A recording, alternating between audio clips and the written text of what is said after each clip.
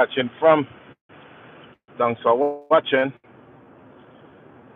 Yes, I'm in the state of Atlanta, Georgia, and it is cold right now. It is what 33 degrees, so it is on the cold side. Yes, so if you happen to be on the outside, button up, clothing. Yes, put on your jacket. Yes, the weather was nice yesterday. It warmed up real yesterday. Start out what teen yesterday, but it warmed up. That's why I like Atlanta, Georgia, because you don't stay cold for long. So wherever you're watching from, good morning, good afternoon, good evening, or good night. What are you having this morning? I'm having a cup of tea. So I'm having turmeric, ginger, and clove. So this time of year, you gotta boost your immune system. You gotta drink a lot of turmeric and ginger to get rid of inflammation in the body. As we all know, that when we go through our day with the hot and cold,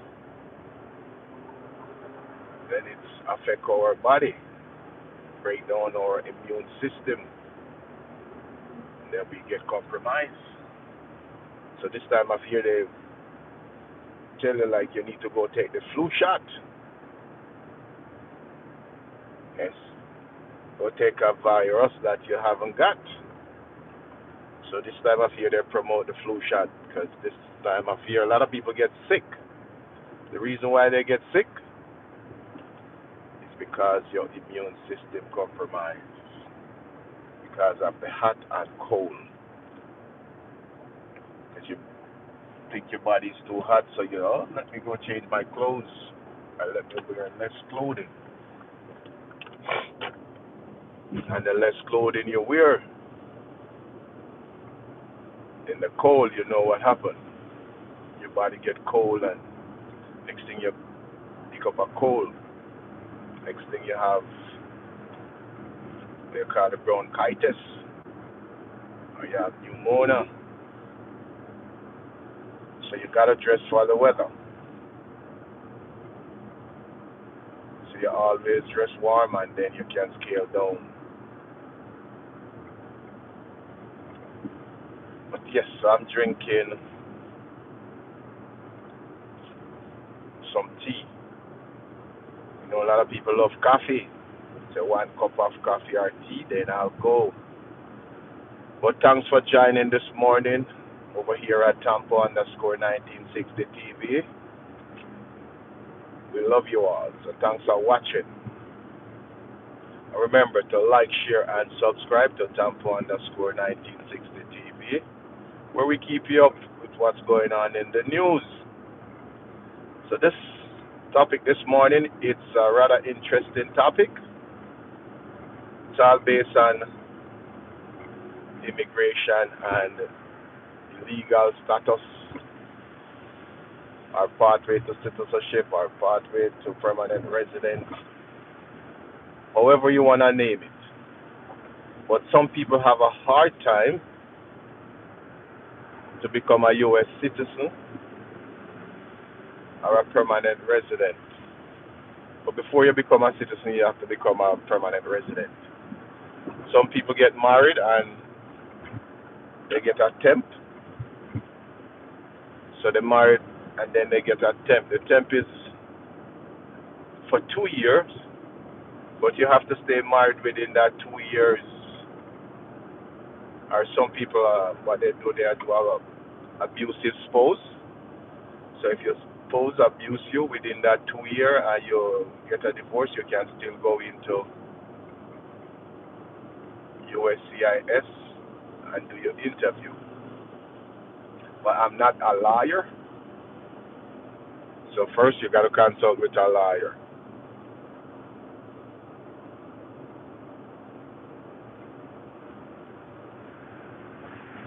So This Jamaican man, Dr. Coffee, I come across his story in the news, or a friend of mine sent it to me, and I find it rather interesting that a lot of people have the same stories, same story to share. A lot of people come on work visa. A lot of people come on student visa, athletes visa, and then they run off for a better life.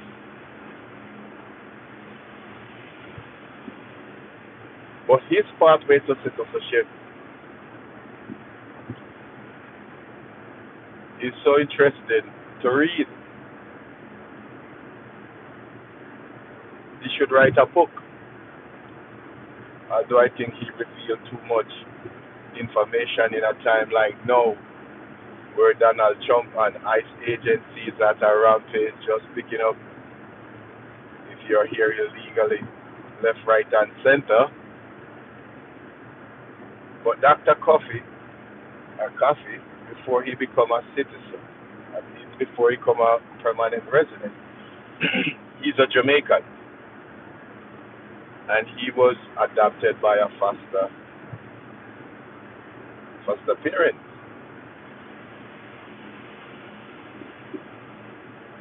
So you know when you're in a foster home, it's not your biological parent. So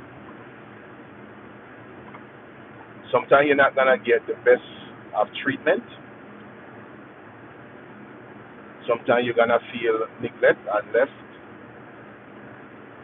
out because in Jamaica we said person person they pick me first.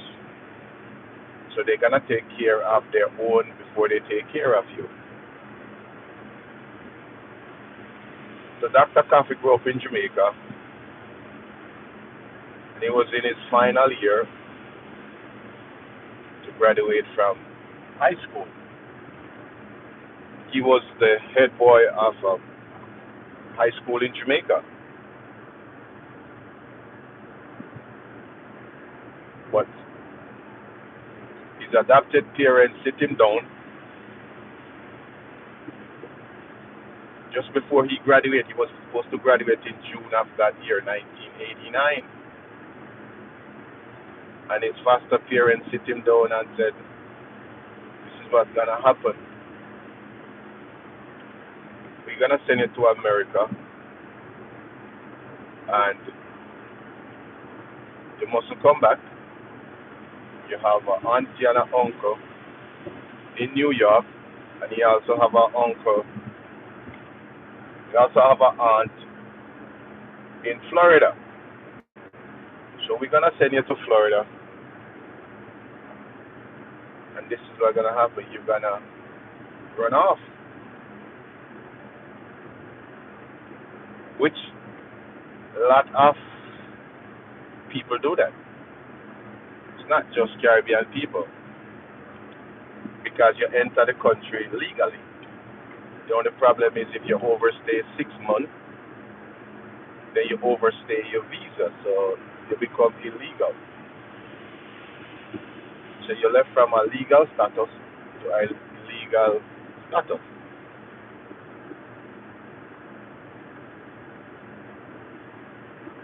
And in order for you to become an alien,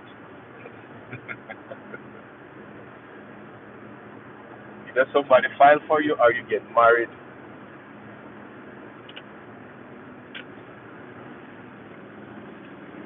So he came up or sit down and have the discussion with his adopted parents.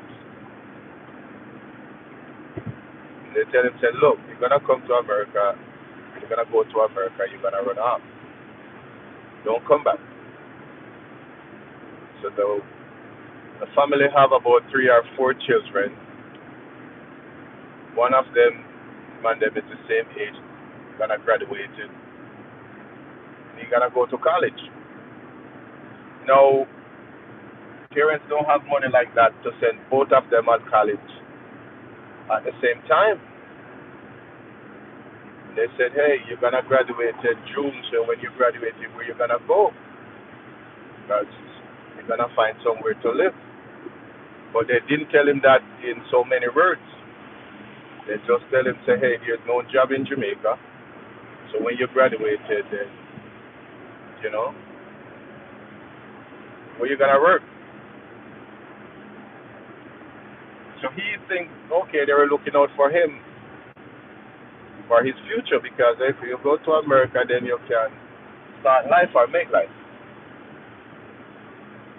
Yeah, come to America, it was a bittersweet moment for him. They come, auntie and uncle drive down from New York, pick him up in Florida. He was excited. Live with the aunt. The first paycheck he gets, aunt push out her hand, collect the money. Never paycheck, aunt would collect the money. In school, he gave them his passport to register, and they hold on to his passport.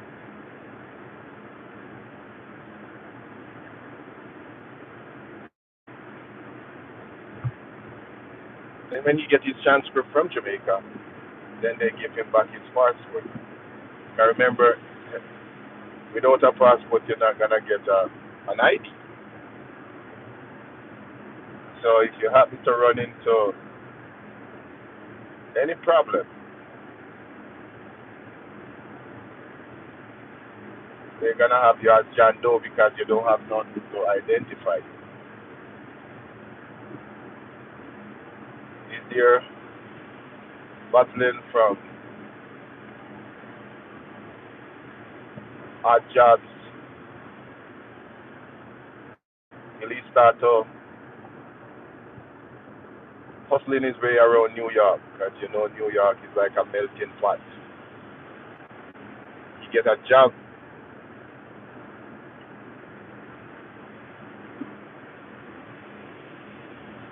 by selling toys, and it so happened that his cousin that he was staying with, he was a big time drugs dealer. And he never know because you know when you come from Jamaica to here, you're naive.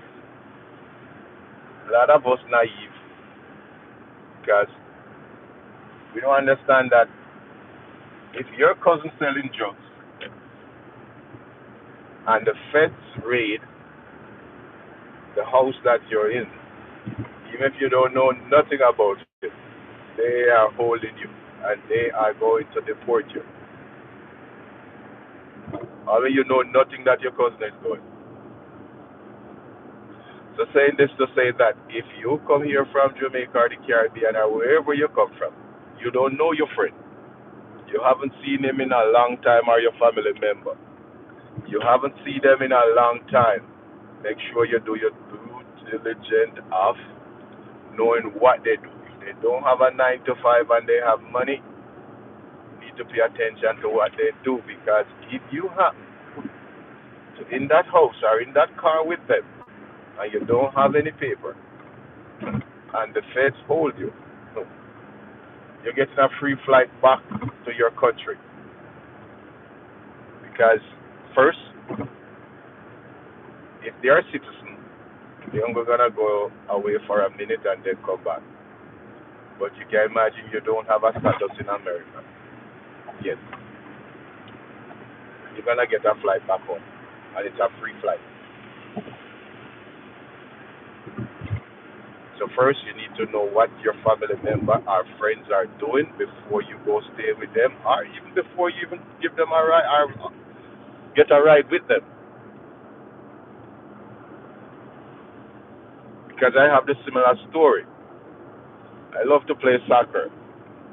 So I was at the soccer park playing soccer after we finished that time. I'm not even 6 months yet. I don't even get my paper. Paper put in that I come in November and within about 2 months my paper was put in. So my paperwork put in. I was like, okay. So I went and played soccer. Guy that I play on my team, he said, hey, let's go for a ride. Then you don't have to drive. Come in my car and, you have a F-150 truck. And me and him was driving and he said, hey, let's go to the juice bar. Go get some natural juice. I'm like, okay. So me and him riding. Go get some juice on our way back. He get a phone call. So I tell him, like, hey, can you meet me at Harrison and over the Publix? Harrison and Covington Highway. Like, okay. So he say, can you meet me over there? I don't even pay in the conversation no mind because I was like, okay, you know. So the guy come and the guy said, man, right here that looks safe. I was like, what are you talking about? He said, okay, let's follow us. So they go on Miller Road. They go in a cul-de-sac and they chance up whatever they're supposed to chance up.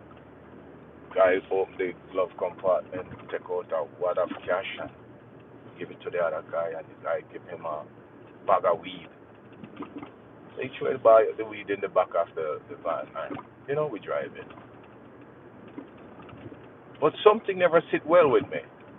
So when he take me back to the park, see a guy named Portmore, and I said to Portmore, so say me and such man, we just go get some juice and now we're back in, pick up some weed. So the man cuss. The birds in cuss. In cuss and say, Howie, but you're an idiot, man. So I tell you, when you're naive, you're just naive and you don't know. So he cursed. So when he cursed, I was like, and him face and in countenance change. So I said, what you say, Bobby? And Portmore, I said, yo, you know, say, brother, how you drive for? Your Jamaican license, not you? I said, yeah. You don't get on papers yet. I said, no, my paperwork not put. My paperwork put in, but me not get on. I wait for my interview. The man I said, then how you are driving a man with drugs in the vehicle?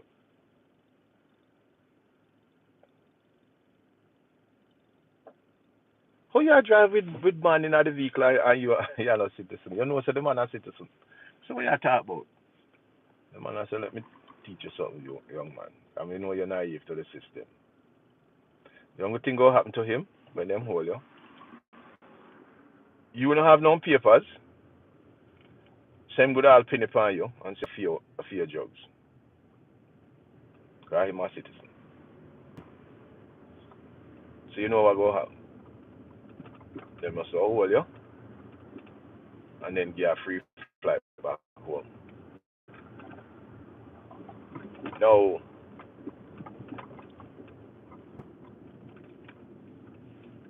you look at it. You naive, don't know anything about what's gonna happen or what's going on. And now you get arrested for something you don't know.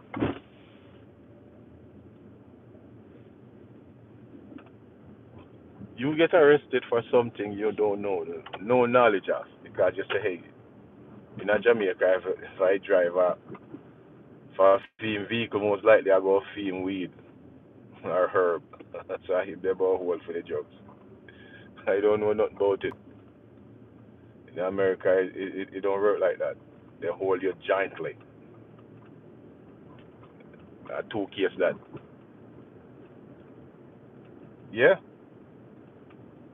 So saying this to say that he was so naive, just like me.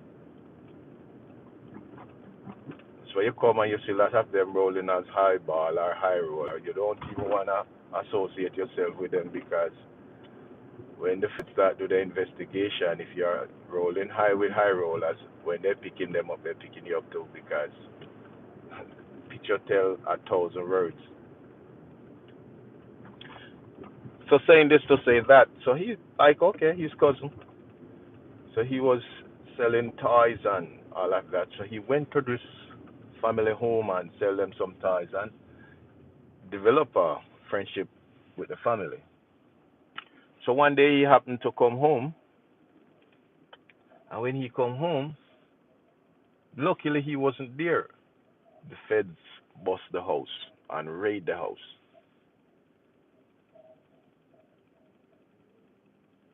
The feds raid the house. So now once the fed raid the house, you can't go back there. You have to take with yourself because you don't have any paper. So he went and lived with this family. Then he get a job at a parking garage where he parked the cars. Then he got married, but things was rough with him. He ended up get a social security.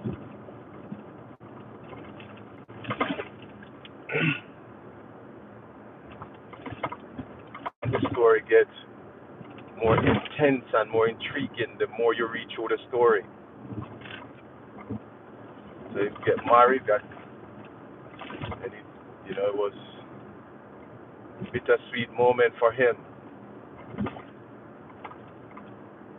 And this is where the military come in.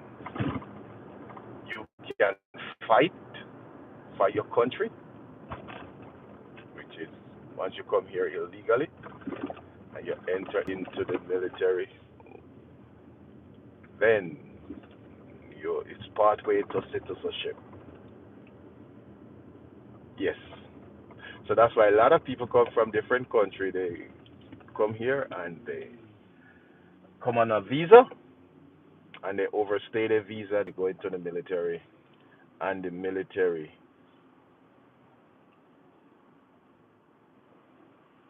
give you citizenship. They'll grant you citizenship. So yes. So Dr. Coffee, he went in the military, and from there on, then on, it's not a bittersweet story. It's a sweet story. Because instead of hiding, no, he's good. You don't have to hide anymore and look over your shoulder if the Fed's gonna pick you up. Yes, it's just like we see in Florida where some Latinos they were doing a driveway, and you see ICE agent just putting on handcuffs on them, hard working. But the president stated that he was just gonna pick up criminals. So if you are here illegally, you're a criminal. That's what the president stated. So you don't have to commit a crime in order to be a criminal. Or heinous crime then, put it like that. Because they say as long as you come here illegally, you're a criminal.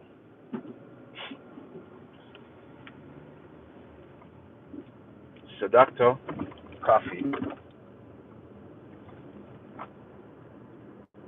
he go through the bitter part and then become go in the military. And because when you have ambition, because most immigrants come to this country for a better life. In America, you have more jobs in all of the states more than Jamaica. And the thing about America, you can leave from one state to another to start life. It's not a shame to start over. Life is about rebirth, a new beginning. That's why every year people make their New Year resolution.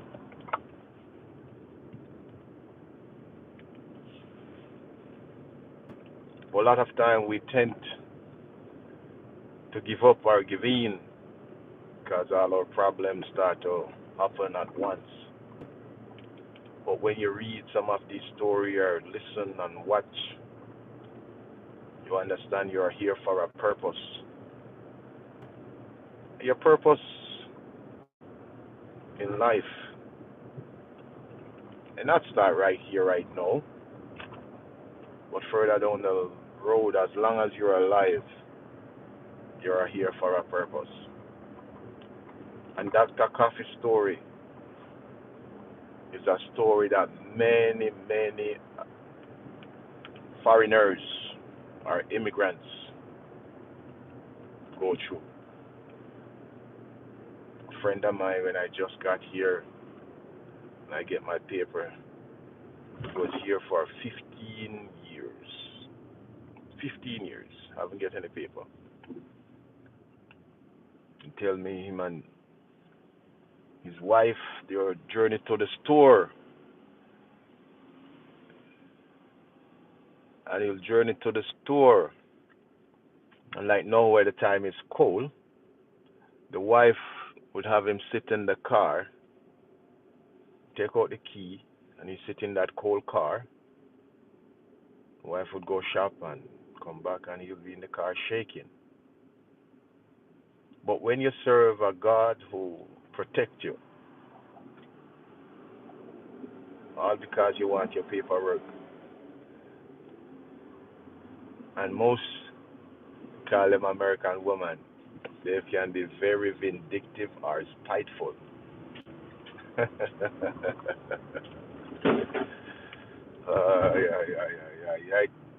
Oh, I water run from my eye as I was only here, 6 months, and I get my green card. Get 10 year, as I was married over 2 year, and I get my 10 year.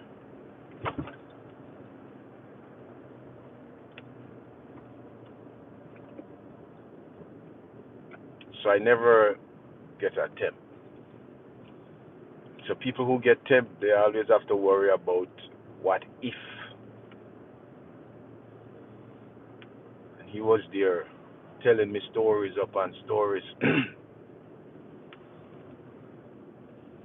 And I cry with him. So they tell you foreign is not bed of roses. When the reality hit, sometimes you make your ball. A lot of people come here, they run off. They never get a green card. Never hold a green card in their hand. They die in America. They have children in Jamaica. And they never go back and see those children.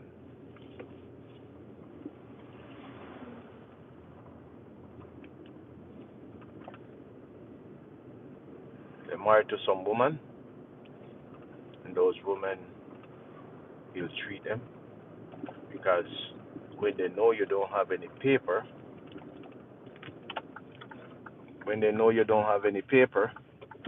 they take a step of you. They ill treat you. They tell you all manner of evil. And when you come and you tell them, hey, you got children back home in Jamaica, and you know, and most of the time, a lot of us come here and we can't read and write. So because you can't read and write, you don't know what paperwork to sign or what paperwork to put in.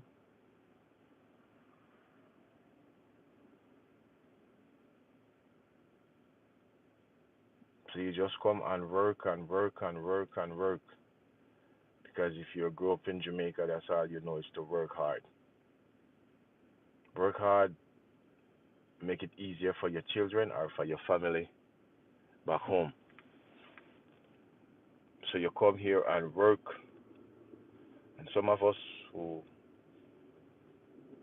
City needs to go back to school and get an education. Some do that. And some just work and said, hey, I got how many children to take care of, so I'm just gonna work and take care of my kids or my family so they don't have to struggle. So when we see our president just picking up people working hard for a better life, and then we have both party, whether you're Republican or Democrats, they don't care. A lot of them parents are immigrant. Winsome, governor in Virginia, that the president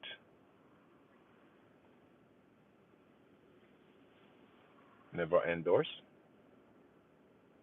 She's of she was born in Jamaica or she have Jamaican parentage.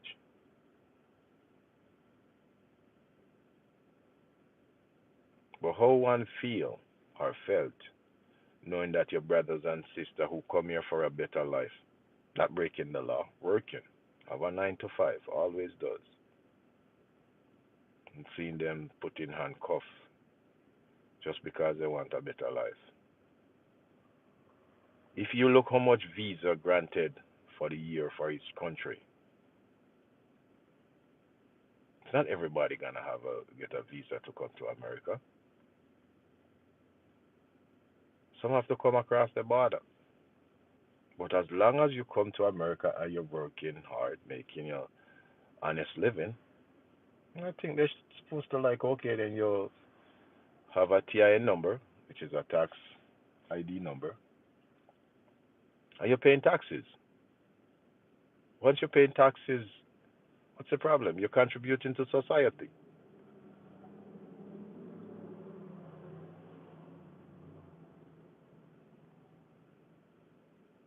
But if you see the topic, we're talking about Dr. Coffee come here illegally, and he's now a medical doctor.